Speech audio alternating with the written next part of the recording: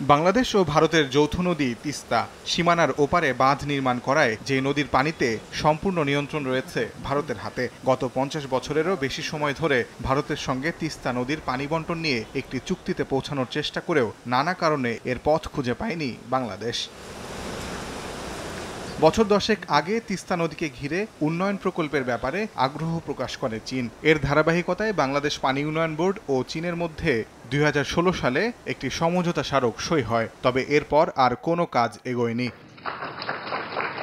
সম্প্রতি তিস্তা মহাপরিকল্পনায় আগ্রহ দেখাতে শুরু করেছে ভারত। কিছুদিনের মধ্যে দেশটি কারিগরি দল পাঠাবে বলে প্রধানমন্ত্রী নয়াদিল্লি সফরে ঘোষণা দেন ভারতের প্রধানমন্ত্রী। এতে তিস্তা নদী ঘিরে একরকম প্রতিযোগিতা চলছে ভারত ও চীনের মধ্যে। শেষ মুহূর্তে কাকে এই পরিকল্পনা বাস্তবায়নের ভার দেবে বাংলাদেশ, সেটিই প্রশ্ন। এখন জন্ম সনদ দিয়ে খোলো বিকাশ স্টুডেন্ট অ্যাকাউন্ট।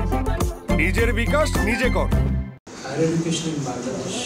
পররাষ্ট্রমন্ত্রী বলছেন, চীনের দীর্ঘদিনের আগ্রহ থাকলেও অভিন্ন নদী হওয়ায় ভারত এই প্রকল্প বাস্তবায়ন করলে বাংলাদেশের জন্য মঙ্গল। চায়না অনেক আগে প্রস্তাব দিয়েছিল, এরপরে ভারতের প্রস্তাব আসছে।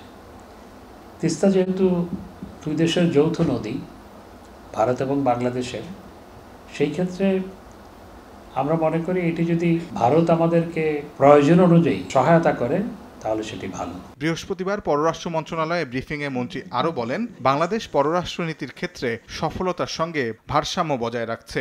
আমরা যে সবার সাথে ব্যালেন্স করে কূটনৈতিক তৎপরতা চালাতে পারছি, সেটির বহিঃপ্রকাশ হচ্ছে মাননীয় প্রধানমন্ত্রী ভারত থেকে আসার পর চীনে যাচ্ছেন এবং চীন সফরটি অত্যন্ত গুরুত্বপূর্ণ। চীনে অনেকগুলো প্রকল্প নিয়ে আলোচনা হবে। আগামী 8 থেকে 11 জুলাই প্রধানমন্ত্রী চীন সফর করবেন বলেও জানান পররাষ্ট্রমন্ত্রী। তাজওয়ার মাহমুদ, সময় সংবাদ, ঢাকা।